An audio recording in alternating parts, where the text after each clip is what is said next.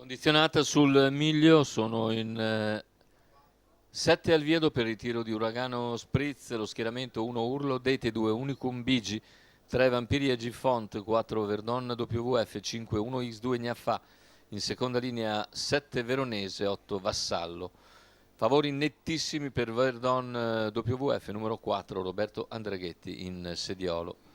1,25 in questo momento la quota. Macchina che accelera, partiti con Unicum Bigi veloce nei confronti di Urlo Dete, all'esterno è invece Vampiri Agifont, poi Verdon WF e gli altri con Veronese in terza posizione in corda. Rimane all'esterno Vampiri Agifont perché Unicum Bigi va via a buona andatura e aspetta probabilmente l'arrivo di Verdon WF eventualmente per mandare qualcuno. E Verdon WF non tarda a progredire, dopo 300 metri supera Vampiri Agifont, si profila all'esterno e avvicina Unicum Bigi, che comunque continua a fare andatura. 29,6 il passaggio ai 400, Unicum Bigi leader, Verdon WF che va al suo esterno, a contatto rimane Urlo Dete, poi Vampiri Agifont, ancora Veronese. 600 in 44 a te e 3 Unicum Bigi in vantaggio. Verdon, Numero vediamo 8, se davanti alle Vassallo, tribune squalificato. dall'attacco sì, attacca e questa volta si avvantaggia.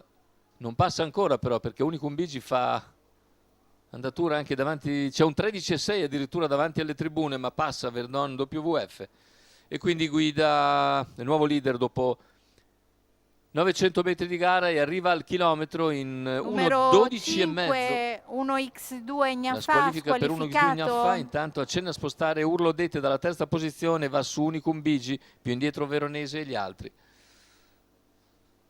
400 alla conclusione con in vantaggio Verdon WF, in seconda posizione si mantiene Unicum Bigi, poi Veronese, anche Vampiri Agifont cerca di risalire. Completamento della piegata, ingresso in retta d'arrivo, Verdon WF ha chiuso da tempo la partita e in arrivo si stacca ulteriormente, la lotta è per il secondo posto, vede un po' in difficoltà Unicum Bigi attaccato da Veronese, Vampiri Agifont, Veronese si difende da Vampiri Agifont, finale con Verdon, Veronese, Vampiri Agifont, 1, 12 e 8 e ancora 29,8 a chiudere dopo un 29 di penultimo quarto, un 28,3 di secondo quarto, una prestazione ancora eccellente per Verdon WF, decisamente fuori categoria qui, e vincitore per distacco, Roberto Andreghetti così, ancora a segno, Verdon WF 1,26 la quota, Roberto Andreghetti il sediolo, Eric Bondo al training. Il secondo posto per un Veronese che conferma l'eccellente condizione. E nel finale precede Vampiri Agifont che corre comunque bene e piega nel finale un Unicum Bigi decisamente velleitario che arriva soltanto quarto in fondo.